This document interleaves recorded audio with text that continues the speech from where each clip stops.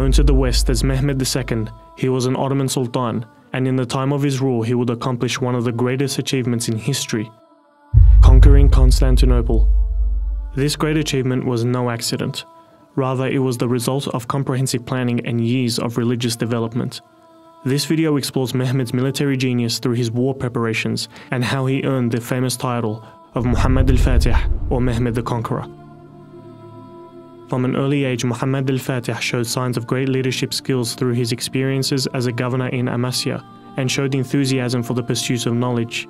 His mentor, Muhammad Shamsuddin bin Hamza, was an advisor to the Sultan from a young age, teaching him the religious sciences, Islamic history, language, and prophetic character.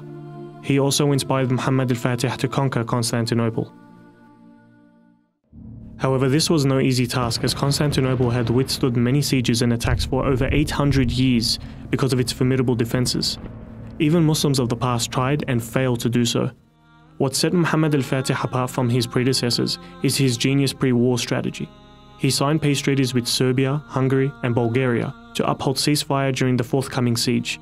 He even increased taxes on sovereign states and regulated the trading sector to secure a war fund. The military strategy took the majority of Muhammad's focus.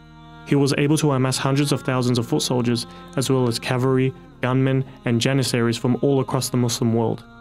He also equipped his army with the latest warfare technology, which had not been owned by any other nation except for the Ottomans. This was a giant cannon that was essential to taking down the Theodosian walls. Mehmed took no risks. He would sketch his strategies on maps with great care, with some reports stating that he took usually several days to complete his plans, spotting any flaws and weaknesses.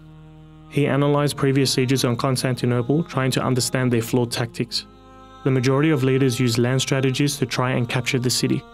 The Byzantines were not affected by this, seeing that they used the sea for trade routes and war supplies. To bypass this issue, he positioned his foot soldiers and cavalrymen on land, while his navy was stationed at the sea to barricade the ships carrying aid and war supplies from other Christian nations. And so on the 6th of April, 1453, the siege of Constantinople had begun. Wave after wave, the Ottomans attacked the city. Their massive cannons blasted the Theodosian walls, but with little effect, as they were inaccurate and required 3 hours to reload, giving the Byzantines enough time to rebuild the damage. The assaults made by Ottoman infantry were repeatedly repelled and pushed back by the defenders. On the other side of the siege, the Ottoman naval fleet encountered another issue, as the Byzantines had stretched a massive chain across the Golden Horn Bay.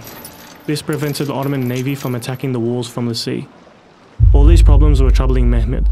He knew that if he were to be victorious, he would have to adapt to the changing conditions. Muhammed El-Fatih ordered the construction of a road of greased logs to drag his ships over the hill into the Golden Horn, bypassing the chain barrier. The defenders were forced to disperse part of their forces to defend the sea walls along the Golden Horn. The Byzantines were being overwhelmed at several different points. Panic ensued, and the Byzantine defenses collapsed. And surely enough, Ottoman flags were seen on top of a small gate. Finally, after a 53-day siege, on the 29th of May 1453, Sultan Mehmed had conquered Constantinople. Following the conquest, Mehmed protected both Jews and Christians and respected their rights as citizens of Constantinople. By conquering this great city, the Sultan had established a new frontier for the spread of Islam in the West, having lasting impacts on the world until today. Muhammed El-Fatih showed us that in order to accomplish anything, not only do you need to rely on Allah, but also to put in the effort yourself. May we learn from his achievements, and may Allah bless this noble Sultan.